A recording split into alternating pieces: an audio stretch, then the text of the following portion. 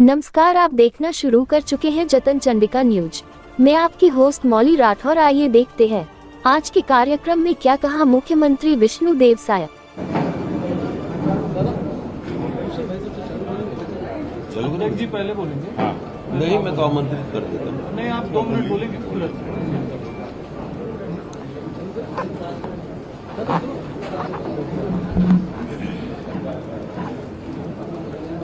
नमस्कार। भारतीय जनता पार्टी की नियमित पत्रकार वार्ता में आप सभी मीडिया के बंधुओं का हार्दिक स्वागत है। आज आचार संहिता को 50 दिन हो गए और 2 दिन बाद छत्तीसगढ़ के तीसरे और अंतिम दौर का मतदान होने वाला है। इन 50 दिनों में भाजपा ने अपना एक विजन प्रस्तुत किया है। माननीय विष्णुदेव साय जी ने 3 महीने के कार्य में छत्तीसगढ़ की प्रगति का एक संकल्प पत्र प्रस्तुत किया है।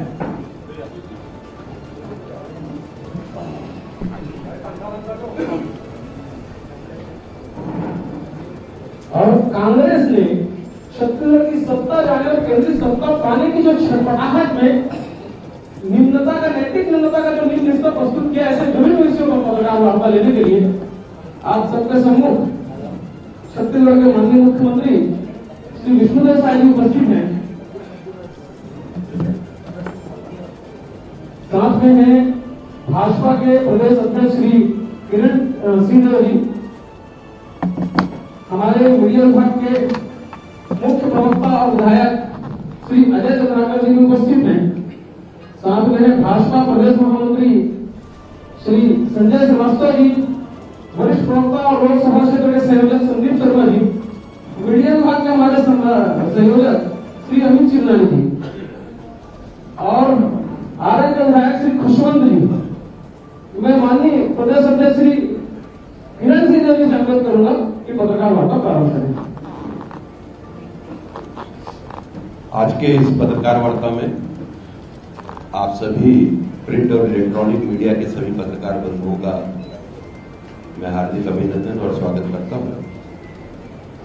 आज की इस पत्रकार वार्ता को आदरणीय मुख्यमंत्री विष्णुदेव साय जी संबोधित करेंगे और साथ ही आज की इस पत्रकार वार्ता में हमारे वरिष्ठ नेता भारतीय जनता पार्टी के प्रदेश के प्रवक्ता आदरणीय अजय चंद्राकर जी, हमारे प्रदेश के महामंत्री आदरणीय संजय श्रीवास्तव जी, इस रायपुर लोकसभा के चुनाव के संयोजक आदरणीय संदीप शर्मा जी, हमारे बीच हमारे सम्मानीय विधायक खुशवंत साहिब जी, अमित चिमनानी जी, आदरणीय अनुराग अग्रवाल जी आज की इस पत्रकार वार्ता में उपस्थित हैं।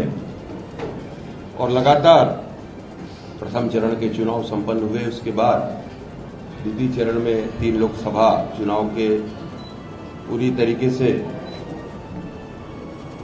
पूर्व में ऐसे 4 लोकसभा चुनाव के मतदान संपन्न हो चुके हैं और 7 तारीख को छत्तीसगढ़ के तृतीय चरण में 7 लोकसभा चुनाव के मतदान संपन्न हो रहे हैं। और स्वाभाविक रूप से जिस तरीके से इस लोकसभा चुनाव में और हमारे सभी राष्ट्रीय नेताओं का, जिसमें आदरणीय प्रधानमंत्री जी का, आदरणीय राष्ट्रीय अध्यक्ष जी का, आदरणीय गृह मंत्री जी का और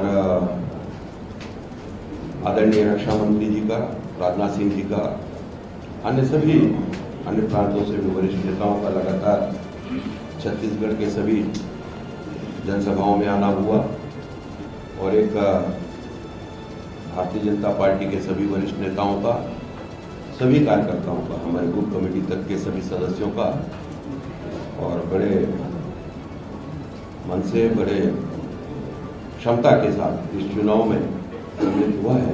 मैं ज़्यादा कुछ न कहते हुए आगामी आज के इस पत्रकार वार्ता में सभी विषयों को आप सभी को संबोधित करने के लिए आदरणीय मुख्यमंत्री विष्णुदेव साय जी को आमंत्रित करता हूं। वे आप सभी को आज की इस पत्रकार वार्ता में संबोधित करेंगे।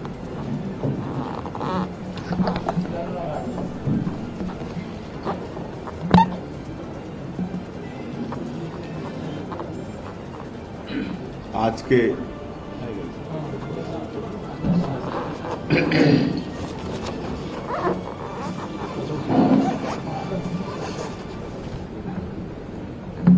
के इस पत्रकार वार्ता में हम लोगों के बीच उपस्थित हमारे प्रदेश के यशस्वी अध्यक्ष श्री किरण देव जी, मुख्य प्रवक्ता और वरिष्ठ नेता विधायक श्री अजय चंद्राकर जी, विधायक श्री खुशवंत साहिब जी,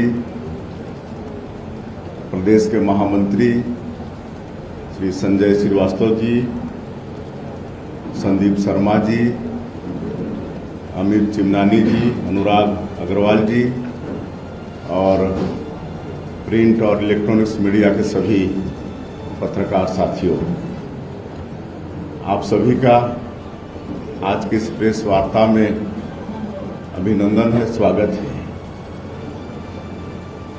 आप सबको मालूम है कि विश्व के सबसे बड़े लोकतंत्र का सबसे जो बड़ा पर्व है अब हमारे प्रदेश में समाप्ति की ओर है। 18वीं लोकसभा के लिए होने वाले चुनाव में जैसे आप सब लोगों को मालूम है कि प्रथम के 3 चरण में हमारे छत्तीसगढ़ के 11 लोकसभा का चुनाव संपन्न हो रहा है, जिसमें 2 चरण का चुनाव संपन्न हो चुका है, 4 लोकसभा का, और तीसरे चरण में कुल 7 लोकसभा का चुनाव संपन्न होना है और 7 लोकसभा का चुनाव प्रचार आज शाम को समाप्त होने वाला है। मेरे लिए यह चुनाव एक अनोखा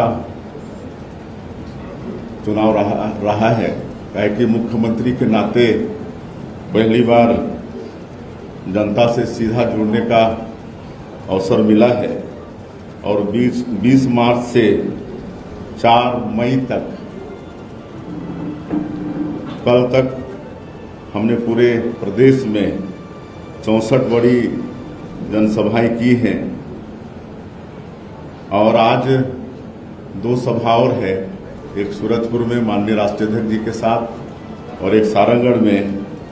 इसके साथ कुल 66 जनसभाएं मुख्यमंत्री के नाते प्रदेश में हमारा हो जाएगा और इसी तरह से कार्यकर्ता सम्मेलन में भी हम भाग लिए और 11 लोकसभा सीट में 11 कार्यकर्ता सम्मेलन में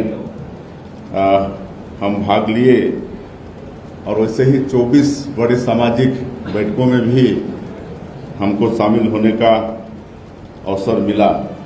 तो इस तरह से कुल 45 दिन में 106 से ज़्यादा बार हमें मुख्यमंत्री के नाते जनता से मुखातिब होने का अवसर मिला और इस पूरे चुनाव प्रचार में हमारे देश के यशस्वी प्रधानमंत्री श्री नरेंद्र मोदी जी, हमारे भारतीय जनता पार्टी के राष्ट्रीय अध्यक्ष श्री जगत प्रकाश नड्डा जी, माननीय गृह मंत्री श्री अमित शाह जी सहित केंद्र के बहुत सारे राष्ट्रीय नेता, जिनकी सभाएं हमारे छत्तीसगढ़ में हुई और जिससे छत्तीसगढ़ में भारतीय जनता पार्टी के पक्ष में एक अच्छा वातावरण का निर्णय हुआ।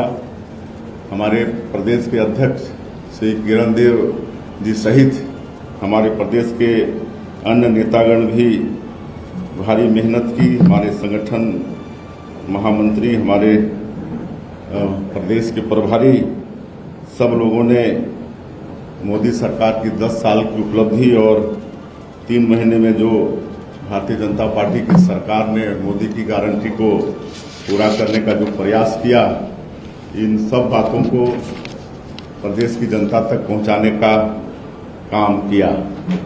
और जिस तरह से हम पूरे प्रदेश में जनताओं के बीच में गए और उनका जो रिस्पांस हमको मिला, उसके अनुसार हम विश्वास के साथ कह सकते हैं कि पूरी 11 की 11 सीट इस बार के लोकसभा चुनाव में भारतीय जनता पार्टी जीतेगी। और इस चुनाव में एक और खासियत रही कि इसमें विदेश के 4 देशों के डेलीगेट्स भी, राजनेता यहाँ पर आए अपने चुनाव प्रचार को देखने के लिए। ये भी एक इस चुनाव कैंपेनिंग की खासियत रही।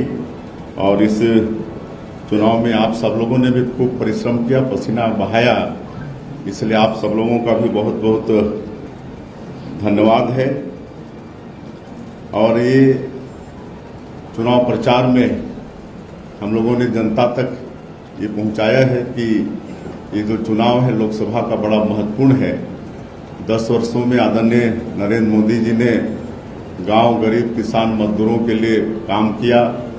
राम मंदिर का निर्माण पूरा हुआ। जम्मू कश्मीर से धारा 370 हटा, लेकिन तीसरे बार जब प्रधानमंत्री श्री नरेंद्र मोदी जी फिर से प्रधानमंत्री बनेंगे तो 2047 तक इस देश को विकसित भारत के रूप में खड़ा करने का ये चुनाव है। और आने वाले 5 वर्षों में 2029 तक हमारे देश को आर्थिक क्षेत्र में तीसरा सबसे बड़ा ताकत बनाने का ये चुनाव है। ये सब हम लोगों ने और हमारे नेताओं ने जनता तक पहुंचाने का काम किया है। लेकिन इस चुनाव कैंपेनिंग में एक जो विपक्ष के द्वारा, विपक्ष और इंडी गठबंधन के द्वारा जो नकारात्मकता, दुष्प्रचार और बदजुबानी जो उनके तरफ से थी, ये सारी सीमाएं लांघ दी। और विशेषकर छत्तीसगढ़ में जो तासीर है उसके बिल्कुल विपरीत। और पूरा देश हमारे छत्तीसगढ़ की सभ्यता और संस्कृति को जानता है, लेकिन विपक्ष का ये झूठ, दुष्प्रचार और बदजुबानी ये कहीं न कहीं छत्तीसगढ़ की तासीर को शर्मिंदा किया है, जो कि छत्तीसगढ़ की जनता को बिल्कुल अस्वीकार्य है। और इसमें मुख्य रूप से जो 3 महीने में हमारी भारतीय जनता पार्टी की सरकार ने मोदी की गारंटी को पूरा करने का प्रयास किया है, उसको पहुंचाने का काम किए हैं। पिछले कांग्रेस की सरकार में 18 लाख गरीब लोग ग्रामीण क्षेत्रों में प्रधानमंत्री आवास से वंचित हो गए। हमारी जब 15 साल की सरकार थी उस समय बहुत लोगों का मकान प्रारंभ हुआ था, उनको आगे का किस्त भी नहीं मिला और आज अधूरा उनका मकान रह गया है। तो ये 18 लाख प्रधानमंत्री आवास की स्वीकृति 13 दिसंबर 2023 को हमारी सरकार शपथ ली और 14 दिसंबर को ही पहला कैबिनेट बैठक करके 18 लाख मकान की स्वीकृति दे दिए हैं, जिसका निर्माण अब अतिशीघ्र प्रारंभ होने वाला है। और उसी तरह से 2 साल का बकाया बोनस 12 लाख से ज़्यादा किसानों का जब हम लोग सरकार में थे दे नहीं पाए थे, और जिसका देने का वादा कांग्रेस पार्टी ने भी अपने जन घोषणा पत्र में की थी, लेकिन 5 साल तक उस पर चर्चा भी नहीं हुई। और हम लोगों ने 25 दिसंबर को ही, मतलब मुश्किल से सरकार शपथ लेने के 10-12 दिन के अंदर ही 12 लाख से ज़्यादा किसानों का 3716 करोड़ रुपया 2 साल का बकाया बोनस देने का काम किए। 21 क्विंटल प्रति एकड़ धान खरीदने का वादा था, 21 क्विंटल के हिसाब से धान खरीदे। और मुझे बताते हुए गौरव हो रहा है कि इस साल सबसे ज़्यादा धान 145 लाख मीट्रिक टन धान, जो कि अभी का रिकॉर्ड है, वो छत्तीसगढ़ की सरकार ने खरीदी। और जो अंतर की राशि थी उसको एक मुश्त देने का वादा था। और 12 मार्च को 24,72,000 से ज़्यादा किसान इस साल धान बेचे। उनकी अंतर की राशि 13,320 करोड़ रुपया देने का काम इस सरकार ने किया। उसी तरह से जो विवाहित माताएं बहनें हैं उनको महतारी बंधन योजना में साल का 12,000 प्रति महीने 1,000 रुपया देने का वादा था, उसको भी हमारी सरकार ने पूरा किया। और अभी तक 3 महीने का 3 किस्त महतारी बंधन का भेज चुकी है। और हमारी माता बहनों को आश्वस्त किए हैं कि हर महीना पहले सप्ताह में ही उनका पैसा महतारी बंधन का जाने वाला है। रामलला दर्शन योजना भी शुरू कर चुके हैं। 22 जनवरी को भगवान राम भव्य मंदिर में विराजे हैं, उसके तत्काल बाद से हमारी सरकार ने रामलला दर्शन योजना शुरू कर दिया है और हम समझते हैं कि अभी तक हजारों की संख्या में राम भक्त भगवान राम का दर्शन करके आ गए हैं। उसी तरह से जो बस्तर और सरगुजा संभाग, जो आदिवासी बाहुल्य संभाग है, वहाँ पर तेंदुपत्ता होता है, जो वनवासियों के लिए आय का एक बड़ा जरिया होता है आदिवासियों के लिए, जिसको हरा सोना कहते हैं। तो उसको भी 4000 से कीमत बढ़ा के 5500 प्रति मानक बोरा खरीदी का सरकार आदेश कर चुकी है और अभी हमको लगता है कि इसी महीने से खरीदी प्रारंभ हो जाएगा और बोनस भी हम लोग देंगे। जो लाभांश सरकार अर्जित करेगी उसको वापस संग्राहकों को सरकार वापस करेगी और कुल 12.5 लाख परिवार इस तेंदुपत्ता से जुड़े हुए हैं। चरण पादुका योजना भी फिर शुरू करने वाले हैं। उसी तरह से पीएससी के जो घोटाले थे और चुनाव कैंपेनिंग के दौरान आदरणीय प्रधानमंत्री जी ने भी कहा था कि भाजपा की सरकार बनेगी तो इसकी जांच उच्च स्तरीय जांच होगी और आप लोगों को बताते हुए हर्ष हो रहा है कि इसकी भी जांच सीबीआई शुरू कर दी है। तो इस तरह से मोदी की गारंटी के अधिकांश वादे 3 महीने में ही मतलब पूरा करने का काम इस सरकार की है और हम लोग का सौभाग्य है कि हमारे आदरणीय प्रधानमंत्री जी सरगुजा के अपने जनसभा में तारीफ भी किए कि छत्तीसगढ़ की सरकार रॉकेट की तरह काम कर रही है। तो एक तो ये बात हम लोग इस चुनाव प्रचार के दौरान में प्रदेश के मतदाताओं तक पहुंचाए हैं और दूसरी बात जो लोकसभा चुनाव की दृष्टि से मोदी की गारंटी संकल्प पत्र 2024 है, उसमें भी मतलब 2047 तक विकसित भारत के रूप में देश को खड़ा करने के साथ आने वाले 5 वर्षों में आर्थिक क्षेत्र में तीसरा सबसे बड़ा ताकत बनाना है देश को।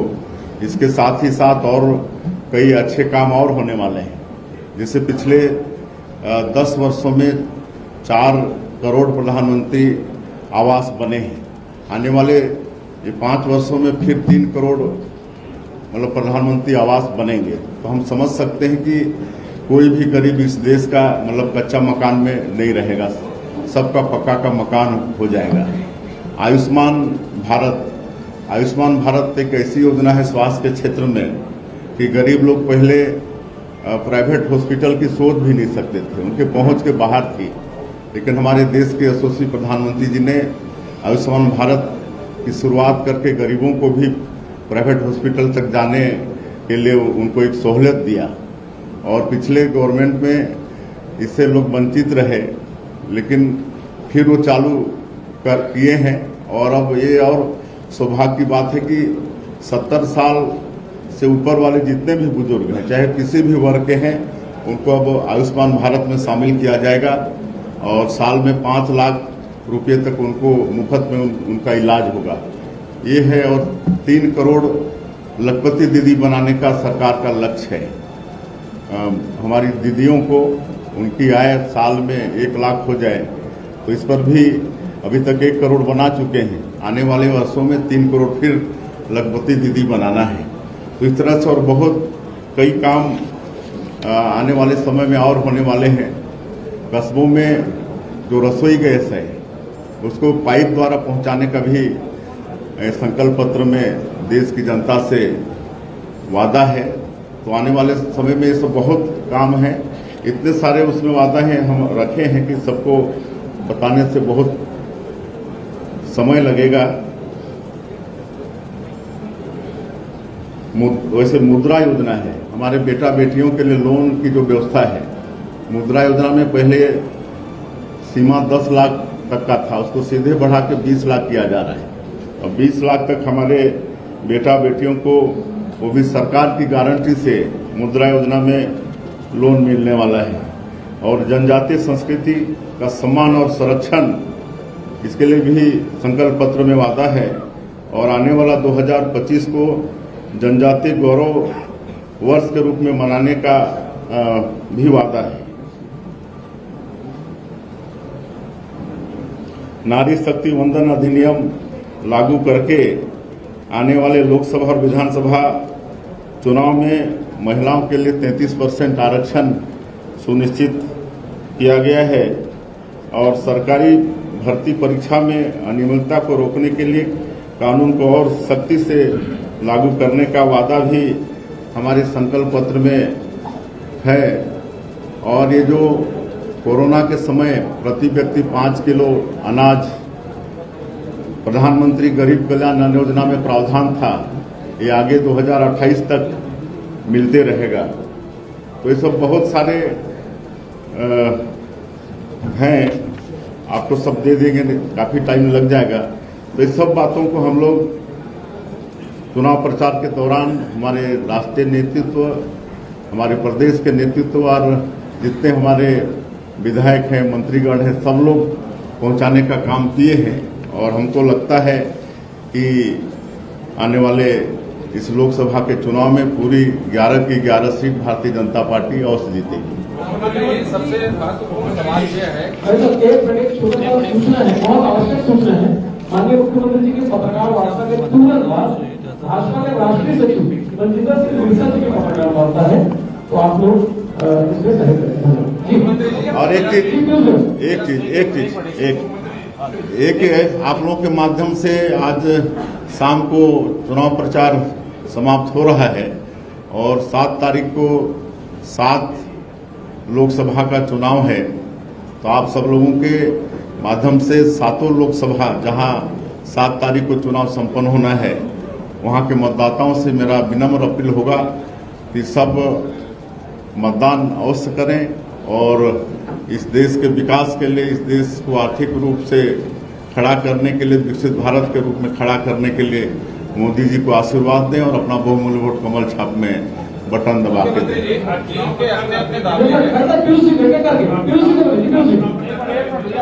जी मुख्यमंत्री जी, मेरा सवाल है आपसे, जीत के अपने अपने दावे हैं, कांग्रेस अपने दावे कर रही है कि हम भाजपा से ज्यादा सीटें जीतेंगे।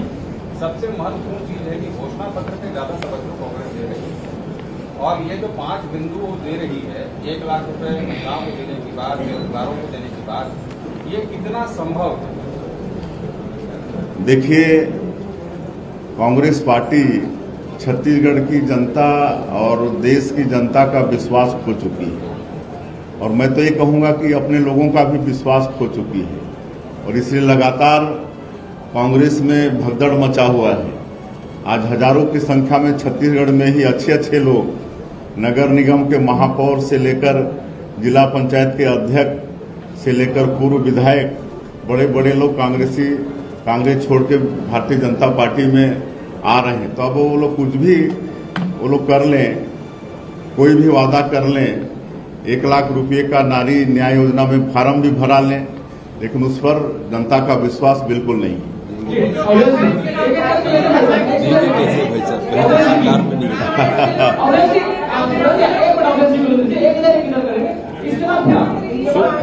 सुखबीर जी, एक करके मुख्यमंत्री जी, आप बतौर सांसद भी चुनाव में गए, बतौर प्रदेश अध्यक्ष भी चुनाव में गए, बतौर मुख्यमंत्री भी चुनाव में आप इस वक्त हैं। सबसे ज्यादा चुनौतीपूर्ण क्या आपके लिए रहा और इस चुनौती को आपने कैसे पार पाया?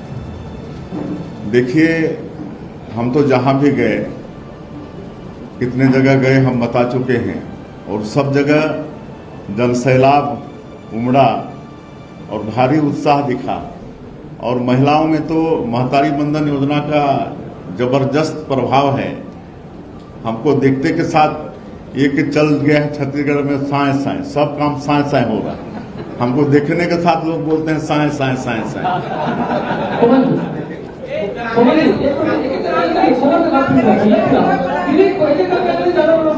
इनके बाद 2 तीसरा मुख्यमंत्री जी, कांग्रेस ने इस बार ज्यादातर गाँव में फोकस किया है, आप भी कोई ऐसे गाँव का दौरा किए, तो गाँव का माहौल क्या कह रहा है इस बात? देखिए, भाजपा के पक्ष में है। गांव में गरीबों को प्रधानमंत्री आवास बनवाने वाला भारतीय जनता पार्टी, वहाँ माता बहनों को गैस का सिलेंडर देने वाला भारतीय जनता पार्टी, बैंक का खाता खुलवाने वाला भारतीय जनता पार्टी, शौचालय निर्माण का काम करने वाला भारतीय जनता पार्टी, मुफ्त में 5 किलो अनाज, आपका कोरोना का वैक्सीन मुफ्त में देने वाला भारतीय जनता पार्टी, सब कुछ तो भारतीय जनता पार्टी ने ही किया है। इन्होंने किया ही क्या है।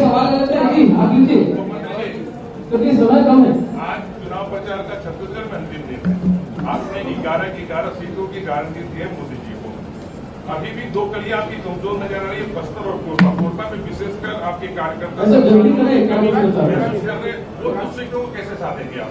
देखिए, बस्तर का चुनाव पहले ही चरण में संपन्न हो चुका है 19 तारीख को, और जो फीडबैक है 50+ से हम लोग बस्तर सीट जीत रहे हैं। और कोरबा की सीट भी जीत रहे हैं। कोरबा में भी हमारी और हमारे नेताओं की जितनी सभाएं हुई हैं उसमें अपार जनसमूह उमड़ा है। और कोरबा के लोग भी आदरणीय मोदी जी से, उनके 10 साल के काम से, और जो 3 महीने में हम लोगों ने किया है मोदी की गारंटी को, तो सभी महिलाएं प्रभावित हैं। महतारी बंधन योजना से, हमारे किसान 2 साल के बकाया बोनस से, और जो अंतर की राशि मिला है, और एक जो विश्वास पैदा करने का काम हम लोग किए हैं। जो विश्वास कांग्रेस के सरकार में खत्म हो गया था, वो विश्वास भारतीय जनता पार्टी की सरकार ने मतलब बहाल किया है। तो इस सबका बहुत अच्छा प्रभाव है मतदाताओं में, और इसका लाभ हम लोग को मिलेगा।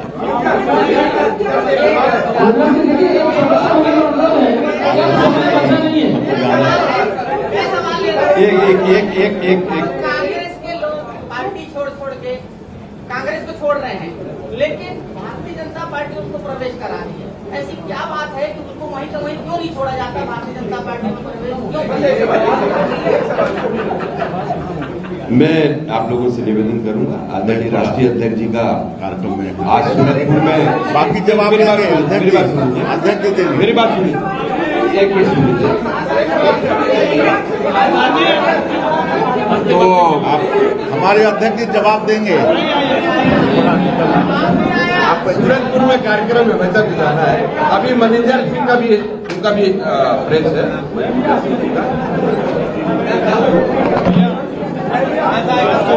जतन चंडिका की लगातार सही और सटीक खबरें देखने के लिए जतन चंडिका न्यूज़ को सब्सक्राइब, लाइक, कमेंट एवं शेयर करना ना भूलें, और बेल आइकॉन बटन दबाना ना भूलें। लगातार जतन चंडिका आपके